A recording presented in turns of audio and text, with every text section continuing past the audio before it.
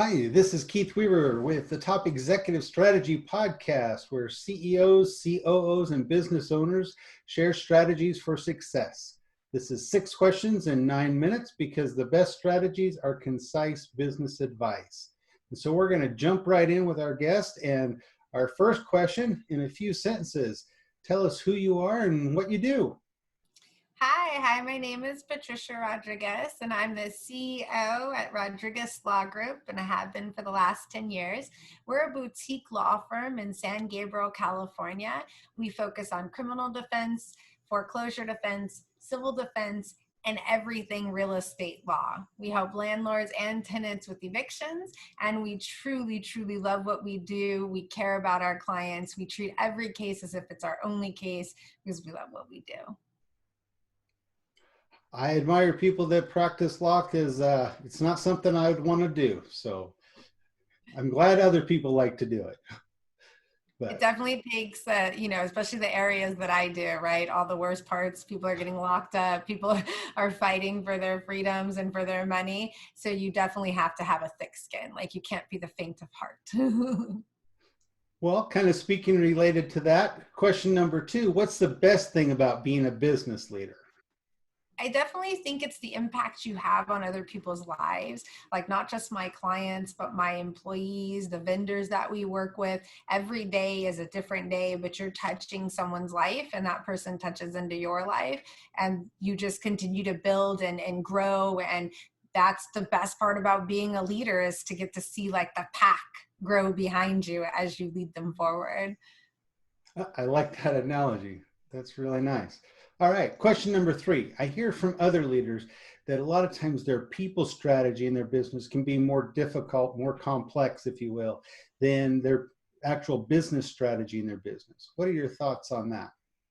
I think you can keep going with that analogy, right? Like if we're a pack of wolves and you've got a bunch of them as they're building behind you and they're following you, that's great. But if they turn on you and decide that you're not the alpha anymore, that's not going to work out so well. So it's really keeping like the lines of power and discipline and control, like where people feel respected, but at the same time, they can stay in their lane because everybody has to do their part, right? If one is misfiring, if one cylinder is off, the whole combust, the whole thing is not working right. You're not moving in the direction you want to move. So it's really about getting every single cylinder to fire.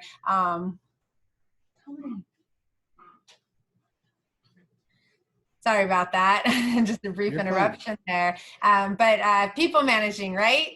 Always Yes. managing people's expectations and managing people's understanding. And I think the 4 key things are, right? Communication, organization, learning to listen so that other people listen to you as well. And I'm blanking on the 4th one right now, but you get the idea.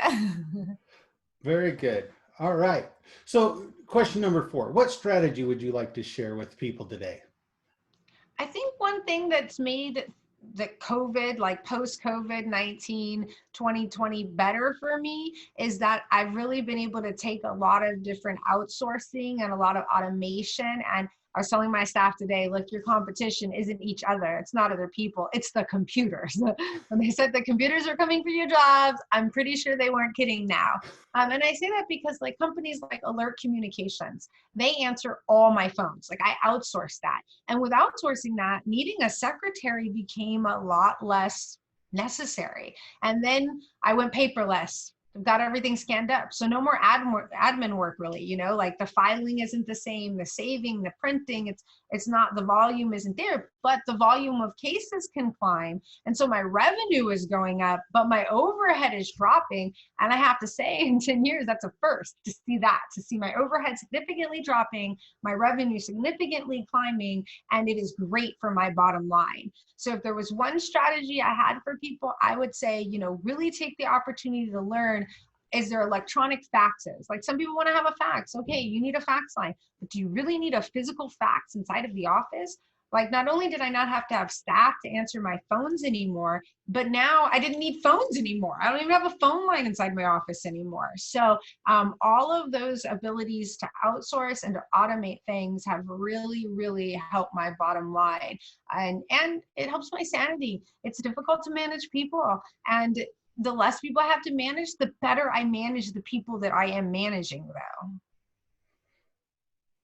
That's really cool. And a lot of technology out there, but a lot of times I think business owners or businesses get into a comfort zone where they're not looking at possible automation and things, new technology out there that could help them. And it sounds like being creative and really getting out of your comfort zone makes a huge difference in that. Yeah, and also just realizing there's going to be different iterations of everything. You might not get it right the first time, but you're going to have a second process to it and a third process to it and a 20th process to it. And there's nothing wrong with that. That's growth. That's actually a good thing that you're continuing to develop these ideas and to develop the strategies and try to find your niche, right?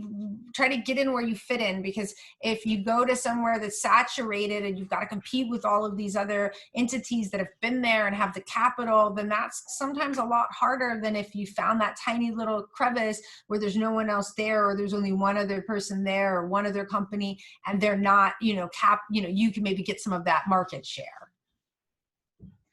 Very true.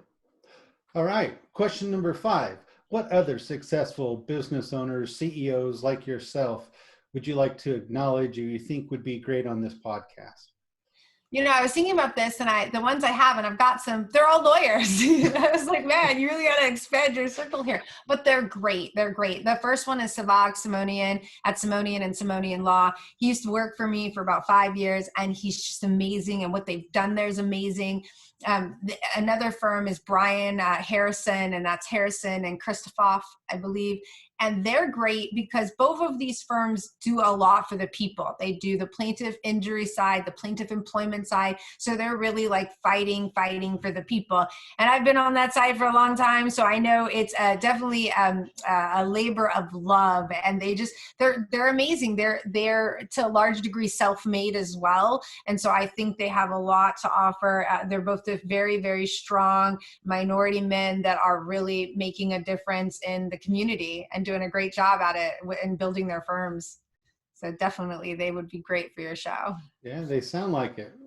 Well, I'll definitely look out and reach out to them and hopefully be able to get them on and talk to them. So, yeah. All right, just a fun 6 kind of final fun question. Tell me about your favorite past boss. So I was thinking about this one, and of course I thought back to that one that was really difficult and challenging and kind of taught me all the things I didn't want to be, but she's not my favorite. No. My favorite definitely had to be right out of high school, which has to be about 18 years ago now. Wow, right? Time goes and keeps flying. But right out of high school, I worked at Warner Music Brother, and I had an internship.